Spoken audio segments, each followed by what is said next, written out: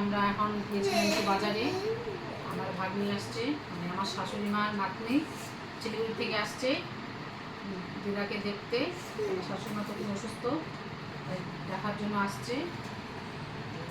আমার ভাগ্নি আমার শাশুড়ি মার জন্য এই যে দুটো নাইটি নিয়ে আসলো। আমাকে বলছিল কি আনবে, তো শাড়ি তো এখন করতে পারে না মা, তাই ভাবলাম নাইটি ভালো হবে গরমের মধ্যে, তাই দুটো নাইটি নিয়ে আসলো। আর কেমন? হ্যাঁ, বালিশের মধ্যে মাথা দাও।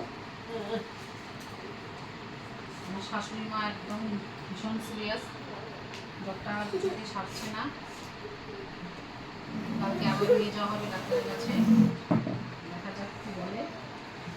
কিছু খেতে চাচ্ছে না, একটু খেলে শরীরটা ভালো লাগতো, খেতে পারছে না, সেটার জন্য একটু অসুবিধা হচ্ছে। হ্যাঁ, বৃষ্টি তো কাছে না। হ্যাঁ হ্যাঁ, ফোন করছে। কেন আসতে বলবো? কেন না হ্যাঁ, কথা বলবা, তুমি কথা বলবা। তো স্যার তোমার দেখতে লাগবে না? দেখতো না ছেলেকে এখন আসতে বারণ করছে, কারণ জানে যে এটা আবার টেনশন আছে যে এখন ছুটি হচ্ছে না, ইলেকশন ডিউটি চলছে সব দিকেই, তাই ও এখন ছুটি আসতে পারছে না। এর জন্য একবার বলে না যে এখন আসার কথা, পরে আসবে। আর কথা কইছি, চেষ্টা করতেছে আবার, তোমার দেখার লাগে চেষ্টা করতেছে আবার কাশ্মীর থেকে। ফালাকাটা আসবে 2-3 মাস পরে।